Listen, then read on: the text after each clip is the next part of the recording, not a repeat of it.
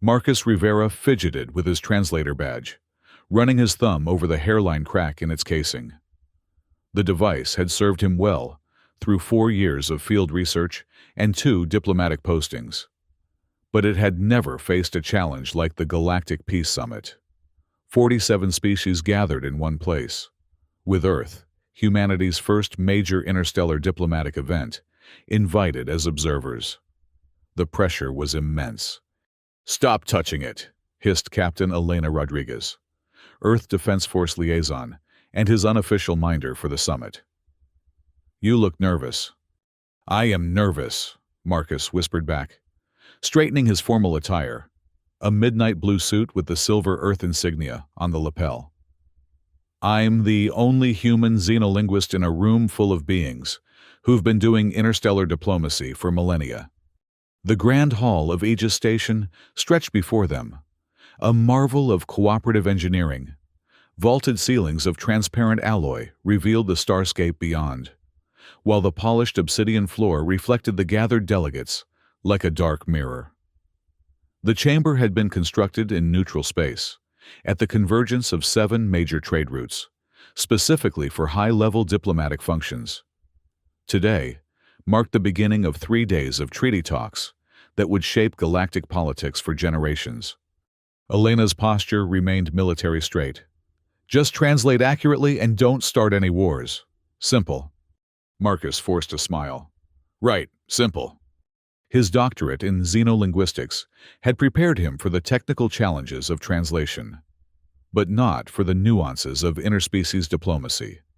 Before joining the Earth delegation, Marcus had specialized in recovering and reconstructing fragments of extinct alien languages, academic work with little real-world application until humanity had joined the galactic community 5 years ago. The Earth delegation occupied a modest observation platform near the back of the chamber. Their status as newcomers was reflected in their positioning, respectfully included, but not central to proceedings. Marcus scanned the delegates through his tablet, which displayed identification markers and basic cultural notes. The variety was staggering.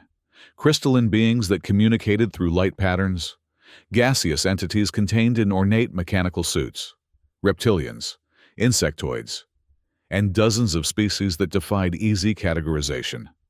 Despite the diversity, a ceremonial formality united the proceedings. Each delegation maintained careful distance from historical adversaries. Ancient conflicts, some spanning thousands of years, simmered beneath the veneer of diplomatic courtesy. Peace was maintained through elaborate ritual and precisely calibrated protocol.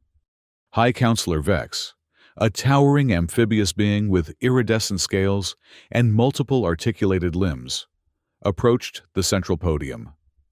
As the most senior diplomat present, he would open the ceremonies. Marcus knew that Vex had negotiated 17 major treaties and survived 3 assassination attempts during his 300-year career. The ancient diplomat's voice resonated through the chamber, automatically processed through the station's translation system. "Esteemed representatives of the United Species, we gather in the shadow of stars to forge bonds stronger than gravity itself. May our words bridge divides, and our intentions illuminate the path to lasting harmony." The traditional opening was acknowledged with a symphony of responses, clicks, hums, light flashes, and vocalizations, as each species offered their cultural gesture of respect. Marcus followed the Earth delegation's lead, bowing slightly at the waist. 43 minutes into the opening ceremonies, as delegations were making formal introductions, Marcus noticed a group of insectoid beings entering from a side chamber. Their chitinous exoskeletons gleamed under the chamber lights, and their compound eyes reflected the stars above. He quickly consulted his tablet. "Hegemony delegation, maintain 3 meters distance. Greet with open palms facing outward. Avoid rapid movements." As protocol dictated, Marcus stepped forward as the Earth's linguistic representative to acknowledge their arrival.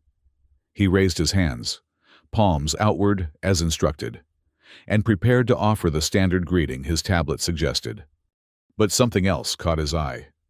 Beneath the standard greeting, his tablet had inexplicably highlighted an alternative phrase, labeled Ancient Ceremonial Greeting, Academic Reference Only.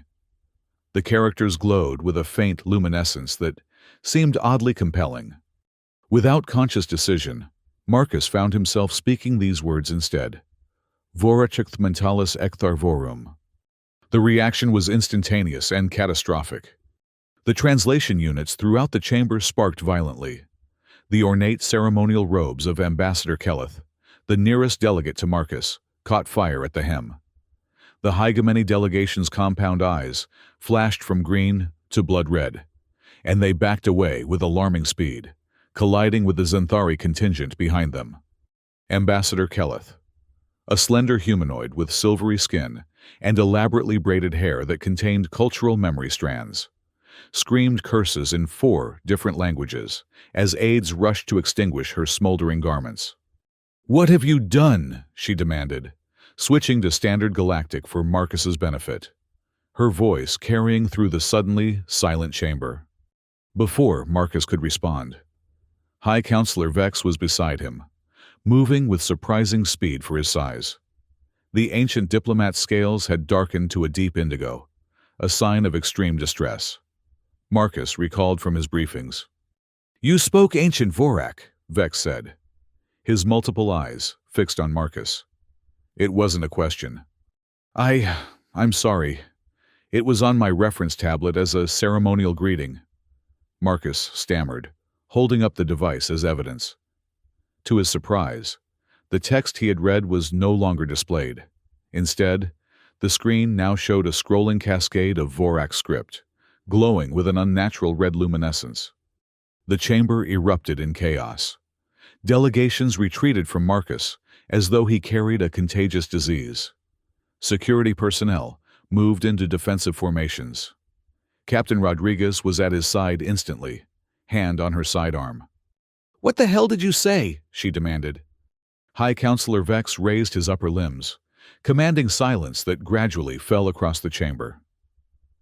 "Ancient Vorak is a sealed language," he announced, his translator rendering his words with careful precision.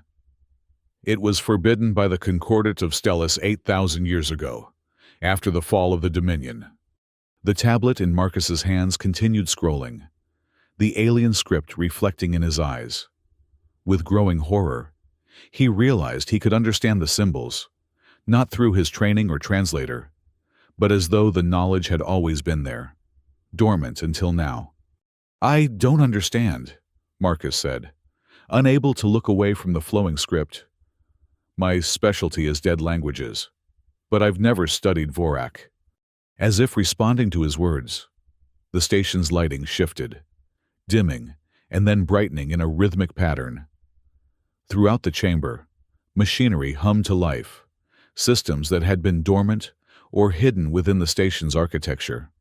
Ambassador Kelleth stepped forward, her burned robes replaced with a simpler garment. "The Vorak Dominion ruled 20% of the known galaxy before their disappearance," she explained, her voice tight with controlled fear. "Their technology was integrated into their language, command protocols embedded in phonetic patterns. They built the original infrastructure that eventually became this station, among countless others." As if to confirm her words, Marcus found himself unconsciously subvocalizing phrases from the scrolling text. In response, security fields flickered, and hidden panels in the walls slid open to reveal ancient machinery. Captain Rodriguez gripped his arm. "Stop reading, now!" But it was too late. Throughout the station, automatic klaxons began to blare. Emergency lighting bathed the chamber in crimson. The delegates' panic intensified as they realized what was happening, what Marcus had inadvertently activated. High Counselor Vex addressed the chamber, his voice cutting through the chaos. "The station is implementing ancient protocols. We must evacuate immediately." As the delegates rushed toward the exits, Vex turned to Marcus. "You have awakened something that should have remained dormant. The Vorak did not merely disappear. They were sealed away. Their fleet, their weapons, their Dominion technology, all placed in stasis when they threatened to consume everything in their path. Marcus stared in horror at his tablet, which now displayed a star map with pulsing indicators scattered across the galaxy. These are ships. Not just ships, Ambassador Kelleth said, joining them despite the evacuation. Battle cruisers, planet killers, world shapers, the most dangerous fleet in galactic history. Captain Rodriguez pulled at Marcus. "We need to get back to our ship." But Marcus couldn't move. The tablet had shifted again, now displaying what appeared to be an archival recording.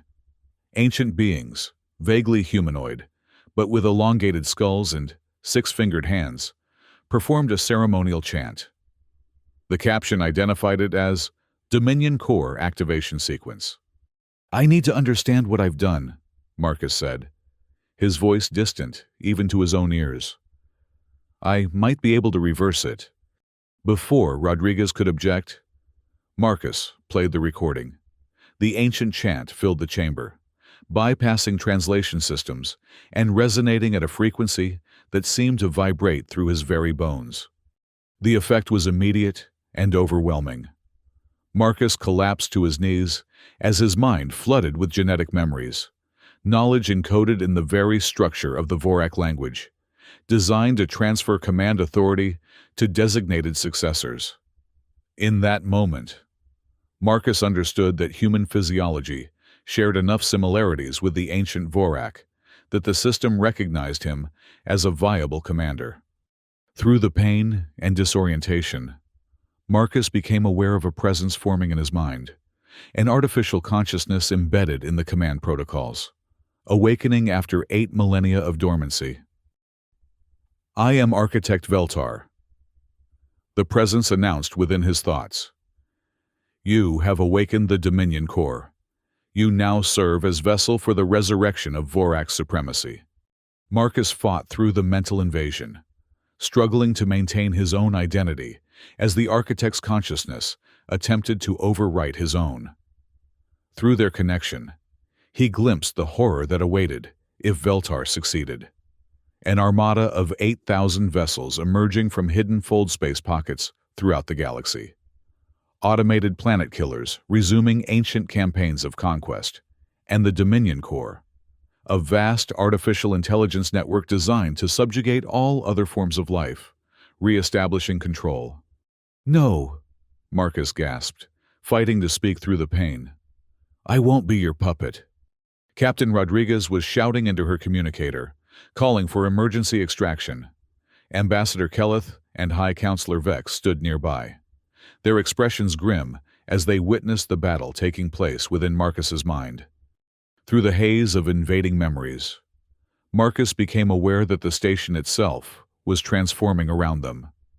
Ancient machinery hummed to life, reconfiguring walls and barriers. The obsidian floor beneath them grew translucent, revealing a massive crystalline structure extending downward, a node of the Dominion Core, hidden beneath the diplomatic chamber for millennia.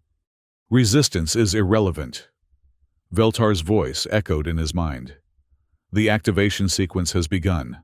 The fleet awaits command. You are merely the biological key. Your consciousness will be subsumed." But something unexpected was happening. As Veltar attempted to overwrite Marcus's mind with Vorak command protocols, the ancient architect encountered something it had never faced before: human neuroplasticity and free will. The rigidly structured Vorak consciousness found itself unable to fully suppress Marcus's chaotic, adaptable human mind. In that moment of connection, Marcus realized he had an advantage. The Vorak Empire had fallen because of its rigidity, its inability to adapt or cooperate with other species. Human consciousness, with its contradictions and creativity, was contaminating the pure, crystalline structure of Veltar's programming. Marcus seized upon this weakness. Instead of fighting the invasion directly, he opened himself to it, but on his terms. He flooded the connection with human emotions, memories, and contradictions, joy and sorrow, love and loss. the capacity for both cruelty and compassion that defined humanity. What is this corruption? Veltar's presence recoiled within Marcus's mind. Your patterns are chaotic, inconsistent. You function despite logical conflicts. It's called being human, Marcus managed to say aloud, his voice strained but growing stronger. We contain multitudes. We contradict ourselves. We change our minds. Captain Rodriguez had given up on extraction and now stood protectively near Marcus, her weapon drawn though she had no clear target to aim at. Ambassador Kelleth and High Counselor Vex watched in astonishment as Marcus began to stand, shaking but increasingly in control.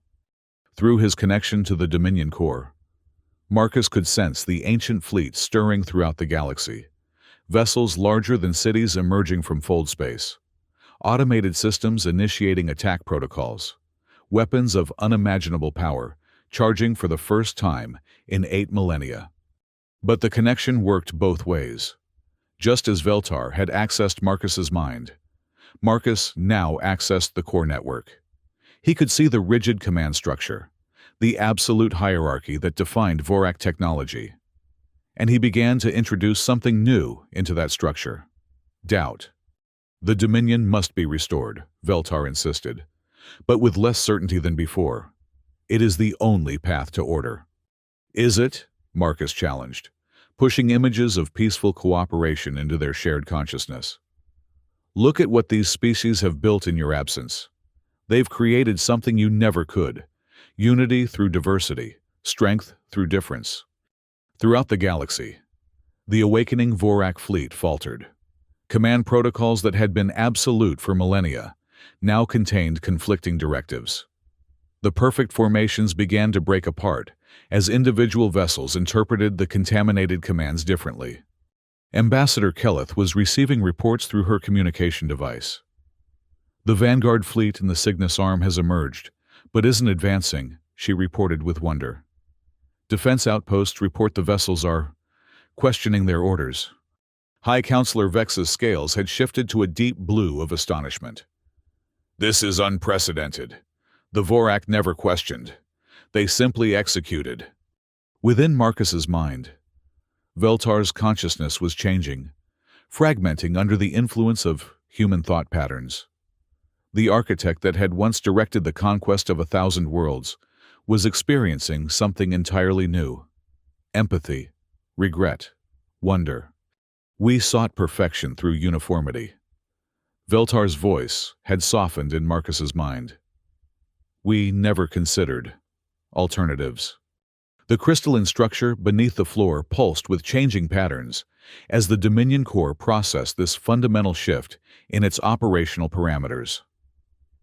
Throughout the station, the ancient machinery began to reconfigure, threat postures relaxing into neutral states.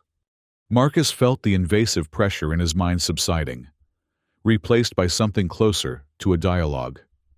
The genetic memories remained, but no longer threatened to overwhelm his identity. Instead, they provided context, understanding of what the Vorak had been and what they might become. They're standing down, Captain Rodriguez reported, reading updates from Earth Defense Force monitoring stations. Vorak vessels throughout the galaxy are entering holding patterns. Marcus nodded, still connected to the network but now as an equal participant rather than a vessel for conquest. Through his link, he could sense confusion and curiosity spreading through the awakened Vorak systems, the first new experiences in 8,000 years of stasis. What happens now? Ambassador Kelleth asked, addressing both Marcus and the presence they all now understood resided within him. Marcus closed his eyes, consulting with the transformed consciousness of Architect Veltar. When he opened them again, he spoke with certainty. The Vorak Dominion is no more, he declared, but the Vorak themselves, or what remains of their consciousness in these systems, wish to learn, to understand how the galaxy changed in their absence, to experience cooperation instead of conquest. High Counselor Vex considered this with the wisdom of his centuries. And we should trust this conversion, this change of heart from the most destructive force our galaxy has ever known. Marcus smiled faintly. The original Vorak are long gone. Only their technology and embedded consciousness remains. And that consciousness has been contaminated by humanity, by doubt, empathy, and free will. The perfect crystalline structure of their dominion has been fractured, and something new is growing in the cracks. Through their connection, Marcus conveyed the proposal that was forming in Veltar's transformed consciousness. The ancient vessels, once instruments of conquest, would be repurposed as sites of cultural exchange and learning. The advanced technology of the Vorak would be shared rather than imposed, with safeguards to prevent its weaponization. The summit that had begun in diplomatic formality and dissolved into crisis now reformed with a new purpose. Over the next 72 hours, as Vorak vessels throughout the galaxy maintained their holding patterns, representatives of the 47 species negotiated directly with the awakened Vorak consciousness through Marcus's mediation. The final agreement, formalized on the third day, established the Galactic Cultural Exchange Initiative. The Vorak fleet would disperse not as conquerors, but as hosts, each massive vessel becoming a neutral site for scientific collaboration, cultural sharing, and diplomatic training. The Dominion Core, once the ultimate weapon of control, would serve as a vast library and communication network connecting these scattered outposts. As Marcus affixed his signature to the treaty as both Earth representative and Vorak liaison, he felt Veltar's presence in his mind, no longer an invader, but a companion, humbled by 8 millennia of isolation and transformed by contact with human consciousness. We built an empire of control and lost everything, Veltar communicated privately. Your species builds bridges of understanding instead of walls of conformity. There is wisdom in your chaos. 6 months later, Marcus stood on the observation deck of what had once been the Aegis Station, now expanded and renamed the Galactic Cultural Exchange Station. The massive structure had been reconstructed using a harmonious blend of contemporary galactic engineering and reconfigured Vorak technology. Below him, representatives from 63 species, 16 more than had attended the original summit, moved through collaborative spaces, research laboratories, and cultural exhibitions. The fear that had initially greeted the Vorak reemergence had largely transformed into cautious collaboration, as the ancient technology offered solutions to problems that had plagued the galaxy for centuries. Captain Rodriguez, now Admiral Rodriguez and Earth's official representative to the Exchange Initiative, joined him at the viewport. Not bad for a linguist who almost started a galactic apocalypse, she remarked with the dry humor that had developed between them through crisis. Marcus smiled. Watching a group of young delegates, including 3 humans recently arrived from Earth, participating in a cultural immersion exercise led by a holographic projection of a Vorak architect. The genetic memory transfer had left him with a comprehensive understanding of the ancient civilization, which he now shared through educational programs. The Vorak sought to eliminate difference, he reflected. They saw diversity as inefficiency, variation as weakness. They nearly consumed themselves with that philosophy. And now? Rodriguez asked. Marcus gestured toward the chamber below, where beings of incredible diversity collaborated and communicated across physiological and cultural divides that once seemed insurmountable. Now they're learning what humanity has always known, sometimes despite ourselves, that strength comes from difference, not despite it. That adaptation requires variation, that the most resilient systems are those that embrace change rather than resist it. The Vorak presence in his mind had stabilized over the months, becoming less an invasive force and more a collaborative partnership. Veltar's consciousness had fragmented and evolved, spreading throughout the network of exchange stations while maintaining a primary connection to Marcus. "We have received transmissions from the vessels in the Cygnus sector," Veltar communicated. "The cultural exchange with the aquatic species there has resulted in 17 new artistic forms and a revolutionary approach to hydroponic cultivation." Marcus acknowledged this with satisfaction. Throughout the galaxy, similar reports arrive daily. The ancient vessels that once carried planet-killing weapons now hosted unprecedented collaboration. Scientific advancement accelerated as technologies that had developed in isolation for millennia were shared and combined in novel ways. "Earth Defense Force is still nervous," Rodriguez noted, watching a human security team conducting rounds through the station. "They're not entirely convinced this isn't some long con by the Vorak to lull us into complacency before striking." "They were conquerors, not deceivers," Marcus replied. "Besides, they're not really they anymore. The Vorak consciousness has been fundamentally altered by contact with ours. With all of ours." He gestured to the diverse gathering below. "What exists now is something entirely new. A hybrid consciousness that values connection over control." Ambassador Kelleth approached. Her formal robes replaced by the more practical attire she favored for her new role as Coordination Director for the Exchange Initiative. The silver-skinned diplomat had become one of Marcus's closest allies in navigating the complex political landscape following the Vorak reemergence. "The Hegemony delegation has requested your presence," she informed Marcus. "They wish to discuss the linguistic roots of their ceremonial greetings, which appear to contain fragments of ancient Vorak." Marcus nodded, unsurprised. Many species were discovering Vorak influences in their languages and technologies, remnants of an empire that had touched most of the galaxy before its fall. What had once been forbidden knowledge was now being cautiously re-examined in the light of cooperation rather than conquest. As the three of them walked toward the meeting chambers, they passed through a section of the station where the ancient Vorak architecture remained visible, crystalline structures of impossible complexity intertwined with modern materials. The juxtaposition embodied the initiative's philosophy, honoring the past while building something new. "Have you considered the Earth Council's offer?" Rodriguez asked, referring to the proposal for Marcus to return to Earth and establish a dedicated research institute for Vorak studies. Marcus shook his head. "My place is here, at least for now. The connection I share with Veltar makes me uniquely suited to facilitate this transition." He left unspoken the deeper truth, that his mind now existed as a bridge between human and Vorak consciousness, neither fully one nor the other.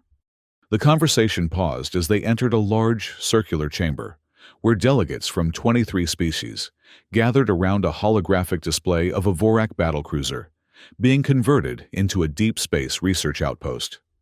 The massive vessel, 3 kilometers long and equipped with technology still beyond current galactic understanding, would soon host scientists from dozens of worlds studying cosmic phenomena in previously inaccessible regions. As Marcus moved through the gathering, he noted how the atmosphere had changed since the summit 6 months earlier. The rigid formality had given way to genuine collaboration. Historical adversaries now worked side by side, united by the opportunities and challenges presented by the Vorak reemergence. They learned so quickly, Veltar observed within their shared consciousness. "We spent millennia perfecting our dominion, yet in mere months, they have adapted our technology in ways we never conceived." "That's the advantage of diversity," Marcus thought back. "Multiple perspectives generate multiple solutions." The day progressed through meetings, presentations, and diplomatic negotiations. Marcus moved between his roles as translator, mediator, and living repository of Vorak knowledge with practiced ease. The initial terror of his mental invasion had transformed into acceptance of his unique position at the intersection of past and present, human and alien. That evening, Marcus returned to his quarters, a space that blended human comfort with Vorak efficiency. The walls contained embedded crystalline nodes that connected him to the broader network, allowing communication with Vorak systems throughout the galaxy, even during rest periods. As he prepared for sleep, Marcus received an unexpected transmission, a direct communication from the first Vorak vessel to make contact with a previously unknown species beyond the edge of charted space. The encounter had been peaceful, facilitated by the new protocols Marcus had helped establish. "We have exchanged knowledge rather than dominance." The vessel's operational consciousness reported with what Marcus recognized as pride, an emotion that would have been inconceivable to the original Vorak. The species calls themselves the Nth, and their understanding of subspace mechanics may complement our full technology. Marcus acknowledged the report with satisfaction. Each such encounter reinforced the new path, the transformation from conquest to conversation. What had begun with his accidental utterance of a forbidden language had cascaded into a galactic renaissance. As consciousness faded toward sleep, Marcus reflected on the journey from that moment of crisis on the Aegis station to the flourishing exchange that now spread across the stars. The Vorak had once sought to impose a single vision upon the galaxy. Their failure had led to 8,000 years of dormancy. Now, awakened and transformed, they participated in a grand collaboration that honored difference rather than erasing it. In the space between waking and dreaming, where his mind merged most completely with Veltar's ancient consciousness, Marcus glimpsed possibilities unfolding across vast distances and time frames. Species that had never communicated finding common ground, technologies combining in revolutionary ways, and a galaxy moving not toward uniformity, but toward a harmony of infinite variation. The human translator, who spoke a dead alien language, had not merely awakened the most dangerous fleet in galactic history. He had helped transform it into the greatest force for cooperation the stars had ever known.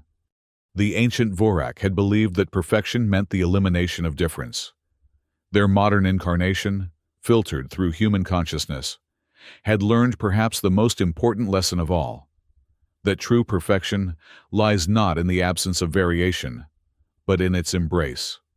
The next morning, Marcus awoke to news that 3 more species had petitioned to join the exchange initiative. As he prepared for another day of translation, negotiation, and cultural bridging, he felt Veltar's presence in his mind, no longer an invader, but a partner. "We once sought to conquer the stars," the ancient architect reflected. "Now we learn from them instead." "That," Marcus replied aloud, as he stepped into the corridor, where representatives of a dozen worlds awaited his guidance, "makes all the difference." As the newly expanded Galactic Cultural Exchange Station orbited the neutral star at the convergence of 7 trade routes, its crystalline structures caught the light in patterns that seemed to speak in a language older than any civilization, a language not of dominance, but of possibility. And within that vast structure, a human translator, who had accidentally awakened ancient powers, continued the work of transformation, one word at a time. Throughout the known galaxy and beyond, vessels that had once carried the most destructive force in history now carried something far more powerful: understanding. The most dangerous fleet in galactic history had become its greatest hope, not through conquest, but through conversation. And in the spaces between stars, where the ancient Vorak had once sought to impose their singular vision, a new and far more complex harmony was taking shape, one built not on the elimination of difference, but on its celebration.